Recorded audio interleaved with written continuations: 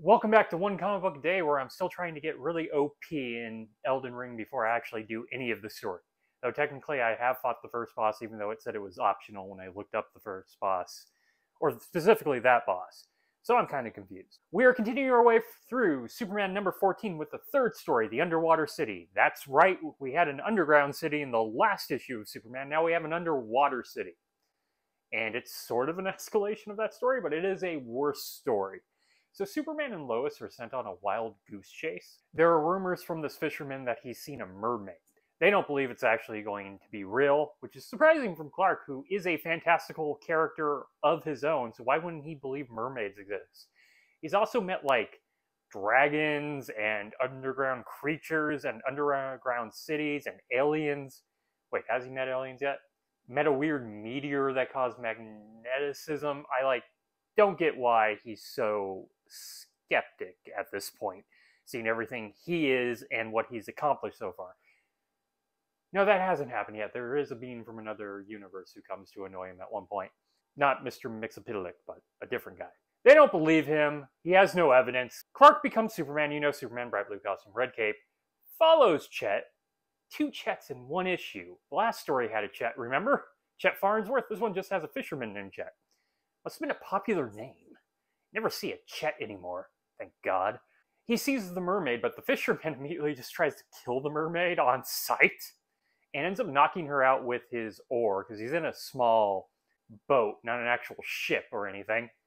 Superman then goes underwater and saves her from some sort of shark-like creature with a long sword nose. It's never actually named, it just said it's a creature, and then he destroys the fisherman's boat. She takes him to an underwater city. She wants to warn him that one of her people wants to invade Metropolis, which, yeah, it is a big problem for Superman. Kind of similar to that underground city story. She takes him there. It is not Atlantis, though this could always easily be retconned to be Atlantis, or one of the fiefdoms that are in the Aquaman universe, or area of comics that Jeff Johns introduced. Oddly, her and her father are both mermaids, but the rest of the people are like Creature from the Black Lagoon gillmen, but just with human faces. And like the human faces are normal skin.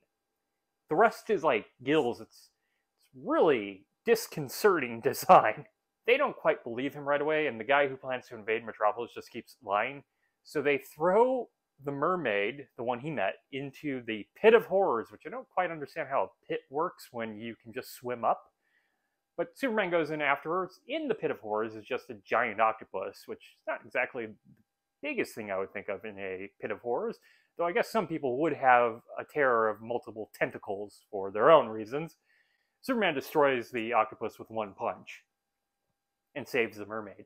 They then say he's free to go as long as he passes series of tests, and by series I mean 2. First, he's challenged to a race by the guy who plans to invade Metropolis. Superman literally swims rings around him and beats him. Then he has to fight a big creature. So this underground water city has 3 times the amount of monsters in the underground city that he was in last issue that just had kind of like a dragon creature. I guess that is an escalation. Superman, of course, beats this one pretty easily. I'm not sure why the antagonist of the story thought that this would easily defeat him when he's already destroyed an octopus with one punch. This is when Superman finally decides to, mention that that guy plans to invade Metropolis. Their king or leader doesn't seem all that happy about it, but the guy just grabs the mermaid and takes her aboard his ship and starts flooding Metropolis, which I have to assume kills hundreds, if not thousands. So Superman is doing great in this issue. Superman goes after them and pushes out the water somehow. He just kind of enters the city and starts beating these guys back, and the water just goes out. He's left with the final vessel and breaks in and saves the mermaid, but the final thing the guy does is crash the ship into the not Atlantis city. She goes after them and is killed in the wake, so everyone dies. Not the people in Metropolis, though hundreds, if not thousands, are dead in Metropolis, but everyone in the underwater city dies. How depressing. What a great job Superman did in this issue. Just great all around. Though I guess we don't have to deal with this underwater city once Aquaman shows up. We can just ignore it. It's been destroyed. Back on shore, Clark has written this entire story. It's been published, which I don't understand how Perry just accepts that this was true.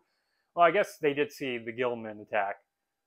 But their only real source is Superman here, and Superman's just one dude. You can't really trust one dude. You need at least 3 dudes. So we needed 2 other Supermen, which also probably would have saved the underwater city. Okay, so that is it from Superman number 14, The Underwater City.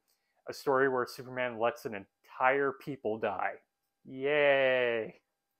If you enjoyed this video, please like and subscribe, hit the bell icon to get notifications when a new video goes up. I do this Monday through Friday, but Fridays are Bat Friday, where I cover a Batman story in either Detective Comics or Batman.